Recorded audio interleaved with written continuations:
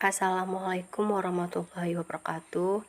Baiklah, pada kesempatan kali ini kami dari kelompok 2 akan menjelaskan materi mengenai The Pursuit of Conceptual Framework.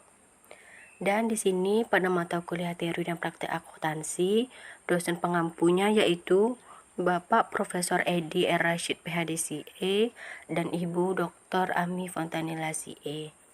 Di sini kelompok 2 terdiri dari 4 anggota, yang mana anggotanya Karina Elsani, Monica, Frana Elviel Tiffany, dan Gusef Yanita.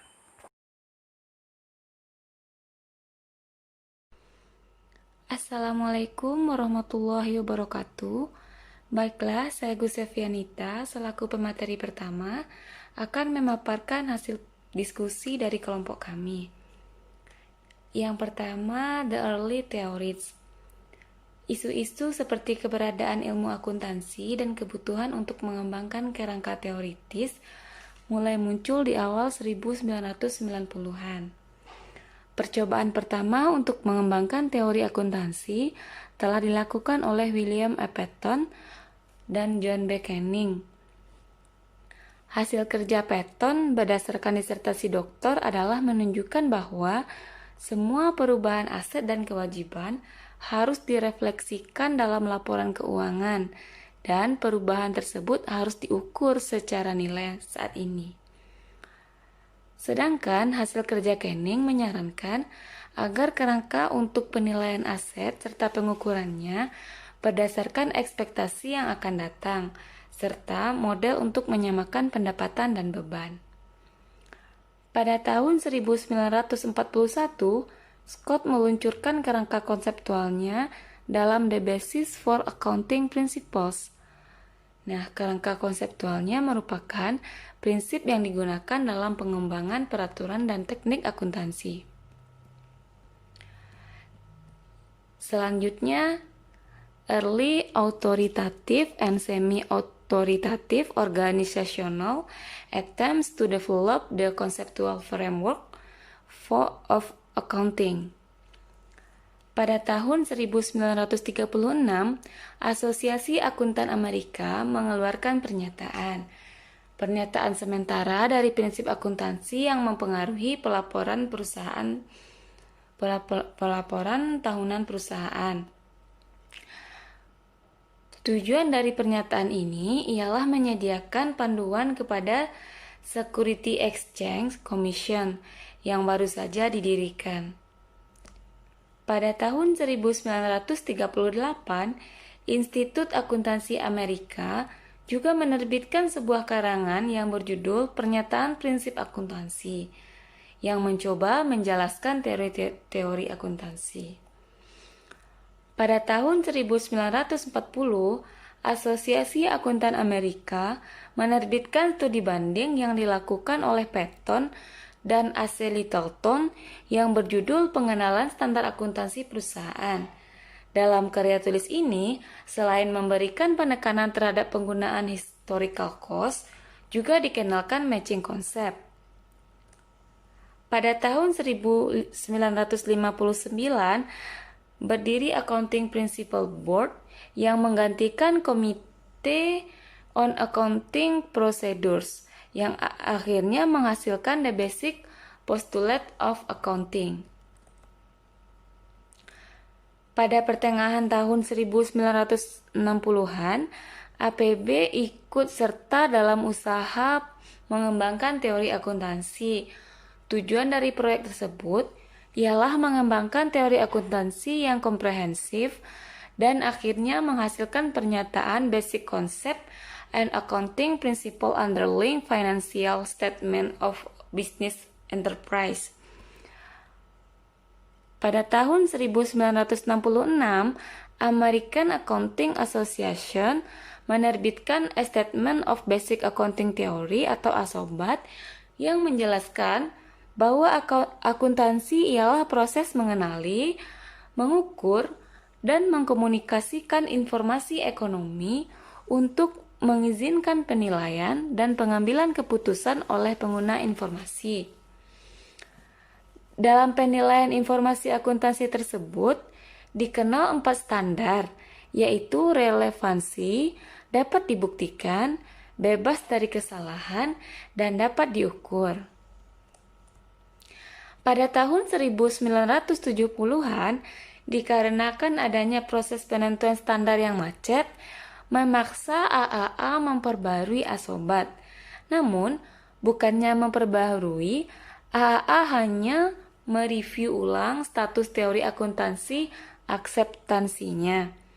Dan dari proses tersebut muncullah statement on accounting theory and theory acceptance, atau yang biasa kita sebut SAPTA. Nah, itulah hasil pemaparan dari saya dan hasil diskusi dari kelompok kami. Selanjutnya saya akan dilanjutkan oleh teman saya. Assalamualaikum warahmatullahi wabarakatuh. Assalamualaikum warahmatullahi wabarakatuh. Baiklah, saya Karina Elsani selaku pemateri kedua. Di sini saya akan melanjutkan materi dari kelompok kami, yaitu the FISBS Conceptual Framework Project. CVP ini atau Conceptual Framework Project berfokus kepada mengidentifikasi maksud dan tujuan akuntansi keuangan. CVP memiliki 7 Statement of Financial Accounting Concepts atau SPIC. SPIC yang pertama yaitu Objective of Financial Reporting by Business Enterprises, yaitu menjelaskan mengenai tujuan dari pelaporan keuangan. Yang pertama, tujuan dari laporan keuangan adalah membuat keputusan dalam investasi dan melakukan kredit. Yang kedua, menilai prospek cash flow. Yang ketiga, melaporkan sumber daya yang dimiliki oleh perusahaan. Yang keempat, melaporkan sumber daya ekonomi, liabilitas dan ekuitas perusahaan. Yang kelima, melaporkan kinerja dan penghasilan yang diperoleh dari perusahaan. Yang keenam, mengevaluasi likuiditas, kesanggupan membayar hutang, dan aliran dana. Yang ketujuh, mengevaluasi pengelolaan yang dilakukan oleh manajemen. Dan yang terakhir yaitu mengevaluasi dan menginterpretasikan informasi keuangan. Selanjutnya, SPIC yang kedua, yaitu Qualitative Characteristic of Accounting Information. Di sini menjelaskan bagaimana laporan keuangan dapat berguna secara kualitatif. Yang pertama, Decision Makers and Their Characteristics. Maksudnya di sini yaitu para pengambilan keputusan menilai informasi keuangan yang diberikan berguna bagi mereka atau tidak. Yang kedua, cost benefit costing. Maksudnya di sini yaitu manfaat dalam laporan keuangan harus lebih besar daripada biaya yang dikeluarkan dalam menyusun laporan keuangan tersebut. Yang ketiga, understandability. Maksudnya di sini yaitu laporan keuangan dapat dipahami oleh para penggunanya. Yang keempat, decision usefulness. Maksudnya di sini yaitu informasi keuangan dapat membantu dalam proses pengambilan keputusan. Yang kelima, relevance. Maksudnya relevan adalah informasi keuangan menjadi relevan jika informasi tersebut dapat mempengaruhi suatu keputusan. Yang keenam yaitu predictive value and feedback value, yaitu informasi keuangan dapat digunakan untuk memprediksi atau mengkonfirmasi dan mengkoreksi harapan dari para pengambil keputusan. Yang ketujuh, timeliness. Maksudnya di sini yaitu jika informasi tidak tersedia ketika dibutuhkan atau tersedianya lama setelah pelaporan, informasi tersebut menjadi tidak relevan dan tidak berguna untuk tindakan masa depan. Yang kedelapan, reliability, yaitu informasi yang ada di dalam laporan keuangan dapat diandalkan. Yang kesembilan, verifiability and representation valueness. Maksudnya di sini yaitu informasi harus dapat diuji kebenarannya dan harus menyajikan data yang sebenarnya. Yang ke-10, neutrality. Maksudnya neutrality ini adalah informasi dimaksudkan untuk memenuhi tujuan berbagai kelompok pemakai. Oleh karena itu harus bebas dari usaha-usaha untuk memberikan keuntungan lebih kepada kelompok tertentu. Yang kesembilan, comparability and consistency, yaitu suatu informasi dikatakan bermanfaat kalau informasi tersebut dapat saling diperbandingkan, baik antara periode maupun antar perusahaan. Di samping itu, informasi dikatakan bermanfaat kalau ada konsistensi dalam proses penyajiannya.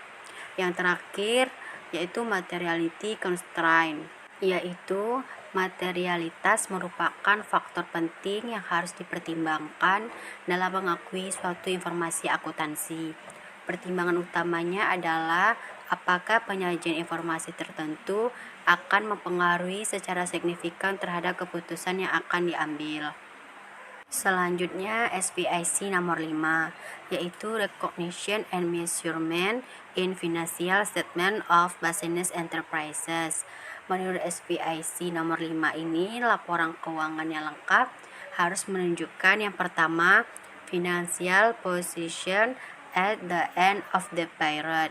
Maksudnya, laporan posisi keuangan harus menyediakan informasi mengenai aset, kewajiban, dan ekuitas, serta hubungan antara yang satu dengan yang lainnya. Yang kedua, earning for the period, yaitu pada konsep laba pada SPIC nomor 5 mirip dengan laba bersih pada periode yang ditentukan dengan pendekatan transaksi. Yang ketiga, comprehensive income for the period. SPIC nomor 5 mengidentifikasikan laba komprehensif sebagai perubahan ekuitas atau aktiva bersih dari ekuitas selama periode dari transaksi dan kejadian maupun keadaan dari non-pemilik sumber. Selanjutnya yang keempat yaitu cash flows during the period. Maksudnya di sini adalah laporan arus kas harus secara langsung ataupun tidak langsung mencerminkan penerimaan kas entitas yang diklasifikasikan berdasarkan banyaknya sumber. Selanjutnya, yang terakhir yaitu investment by and distribution to owners during the period, yaitu mencerminkan sejauh mana dan dengan cara apa ekuitas entitas meningkatkan atau menurunkan dari transaksi dengan pemiliknya. Sekian materi dari saya. Selanjutnya akan disampaikan dengan rekan saya. Assalamualaikum warahmatullahi wabarakatuh. Assalamualaikum warahmatullahi wabarakatuh. Baiklah, saya Frana Evial Tiffany sebagai pemateri ketiga akan memaparkan tentang SFAC nomor 6, Element of Financial Statement of Business Enterprise, di mana pada SFAC nomor 6 dijelaskan bahwa ada 10 elemen laporan keuangan, yaitu satu, aset adalah manfaat ekonomi yang mungkin terjadi di masa mendatang yang diperoleh atau dikendalikan oleh suatu entitas tertentu sebagai akibat transaksi atau peristiwa masa lalu. 2. Utang adalah pengorbanan manfaat ekonomi yang mungkin terjadi di masa mendatang yang berasal dari kewajiban sekarang suatu entitas untuk mentransfer aset atau menyerahkan jasa pada entitas lain di masa mendatang sebagai akibat transaksi di masa lalu. 3. Ekuitas adalah hak sisa atas aset suatu entitas setelah dikurangi dengan utang. 4.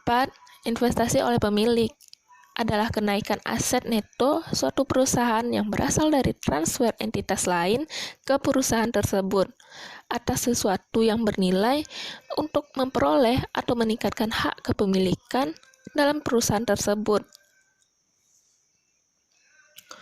5. Distribusi pada pemilik adalah penurunan aset neto suatu perusahaan yang berasal dari transfer aset, penyerahan jasa, atau penambahan utang oleh perusahaan pemilik. 6. Laba komprehensif adalah ekuitas suatu entitas selama satu periode yang berasal dari transaksi atau peristiwa dan kondisi lainnya dari sumber yang bukan berasal dari pemilik. 7. Pendapatan adalah aliran masuk kenaikan aset suatu entitas atau penurunan suatu entitas selama satu periode yang berasal dari pengiriman atau produksi barang, penyiaran jasa, atau pelaksanaan kegiatan lainnya yang merupakan kegiatan utama perusahaan secara terus-menerus. Yang kedelapan, biaya. Biaya adalah aliran keluar atau pemakaian aset suatu entitas atau penambahan utang suatu entitas selama satu periode yang berasal dari pengiriman atau produksi barang, penyiaran jasa, atau pelaksanaan kegiatan lainnya yang merupakan kegiatan utama perusahaan secara terus-menerus. 9. Keuntungan adalah kenaikan ekuitas dari transaksi insidental suatu entitas dan berasal dari semua transaksi, peristiwa, dan kondisi lainnya yang mempengaruhi entitas dalam satu periode di luar transaksi yang berasal dari pendapatan dan investasi oleh pemilik. 10. Kerugian adalah penurunan ekuitas dari transaksi insidental suatu entitas dan berasal dari semua transaksi, peristiwa, dan kondisi lainnya yang mempengaruhi entitas dalam satu periode di luar transaksi yang berasal dari biaya dan distribusi pada pemilik. Selanjutnya, SFAC nomor 7, Using Cash Flow Information dan Present Value in Accounting Measurement. Pada SFAC nomor 7 yang merupakan kerangka kerja pemakaian kas pada masa depan yang diharapkan dari nilai sekarang atau present value sebagai dasar pengukuran. Berdasarkan FASB, metode-metode yang digunakan untuk mencatat perubahan pada estimated cash flow adalah sebagai berikut.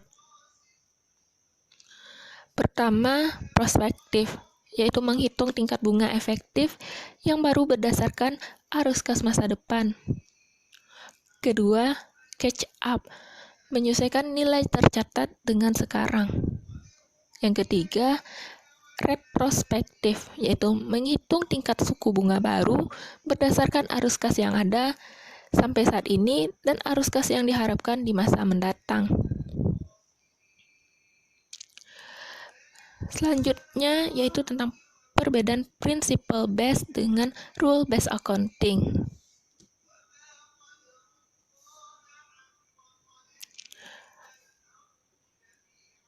Perbedaan pertama pada principle based set of standard yaitu lebih mudah menyesuaikan dengan perubahan lingkungan bisnis. Sedangkan perbedaan pertama pada rule based set of standard yaitu lebih banyak dipakai dalam perusahaan dan negara yang besar dan kompleks. Perbedaan kedua pada principle based set of standard yaitu interpretasi lebih luas, sedangkan pada rule based ruang interpretasi yang sempit. Perbedaan ketiga pada principle based yaitu mendorong penggunaan tenaga profesional untuk menentukan hal yang benar.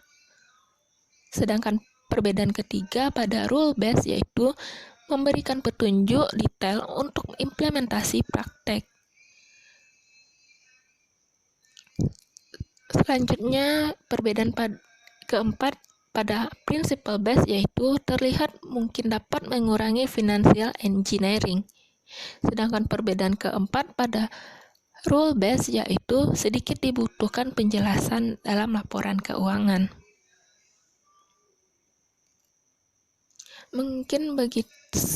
Mungkin segitu penjelasan yang berasal dari saya. Selanjutnya penjelasan akan dilanjutkan oleh teman saya. Assalamualaikum warahmatullahi wabarakatuh. Perkenalkan, saya Monica akan menjelaskan materi selanjutnya. Kurangnya pedoman yang tepat bisa menciptakan inkonsistensi dalam penerapan standar di seluruh organisasi. Sebagai contoh, perusahaan diharuskan untuk mengenali kedua beban dan kewajiban untuk kewajiban kontingensi yang probable dan estimable. Di sisi lain, Kewajiban kontingensi yang reasonable possible hanya dilaporkan dalam catatan kaki. Dengan tidak adanya pedoman yang tepat, bagaimana seharusnya perusahaan menentukan apakah kewajiban tersebut adalah probable atau hanya reasonable possible? Kurangnya standar yang jelas dapat mengurangi komparabilitas dan konsistensi. Maksud utama dari akuntansi keuangan. Sehingga rekomendasi saya kepada FASB pada tahun 2003, yang pertama yaitu FASB harus mengeluarkan standar yang objektif oriented. Yang kedua, FASB harus menunjukkan kekurangan-kekurangan pada kerangka kerja konseptual. Yang ketiga, FASB harus menjadi satu-satunya organisasi yang mengatur petunjuk akuntansi otoritatif di Amerika Serikat. Yang keempat, FASB harus meneruskan hak konvergensinya. Yang kelima, FASB harus menyusun ulang hierarki GAAP. Yang keenam, FASB harus meningkatkan akses ke literatur otoritatif. Yang ketujuh, FASB harus melakukan peninjauan komprehensif tentang literaturnya untuk mengidentifikasi standar yang lebih banyak rule-based dan melakukan rencana transisi untuk mengubah standar tersebut. Selanjutnya, The FASB-YESB penyajian laporan keuangan proyek. Tujuan dari proyek penyajian laporan keuangan adalah untuk menetapkan standar yang akan memandu organisasi dan penyajian informasi dalam laporan keuangan. Conceptual Framework Project. Tujuan dari proyek ini adalah untuk menciptakan fondasi standar akuntansi masa depan yang berdasarkan prinsip internal konsisten dan internasional berkumpul. Proyek tersebut adalah yang pertama, berfokus pada perubahan dalam lingkungan sejak framework asli yang dikeluarkan, serta kelalaian dalam framework aslinya agar dapat secara efisien dan efektif meningkatkan, lengkap, dan bertemu dengan kerangka kerja yang ada.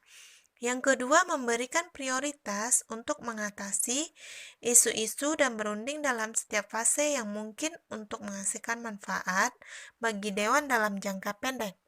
Yang ketiga, awalnya mempertimbangkan konsep yang berlaku untuk badan usaha swasta. Proyek tersebut sedang dikembangkan dalam 8 tahap. 8 fase Conceptual Framework Project adalah sebagai berikut. Yang pertama yaitu Objective and Qualitative Characteristics Phase. Tujuan-tujuan dan karakteristik kualitatif pelaporan keuangan adalah untuk mempertimbangkan isu-isu berikut. Yang pertama yaitu tujuan pelaporan keuangan. Yang kedua itu kualitatif karakteristik informasi pelaporan keuangan. Yang ketiga itu perdagangan antara karakteristik kualitatif dan bagaimana mereka berhubungan dengan konsep materialitas dan hubungan biaya manfaat. Yang kedua itu definition of elements, recognition, and the recognition phase. Tujuan dari elemen dan fase pengakuan adalah untuk memperbaiki dan menemukan kerangka kerja.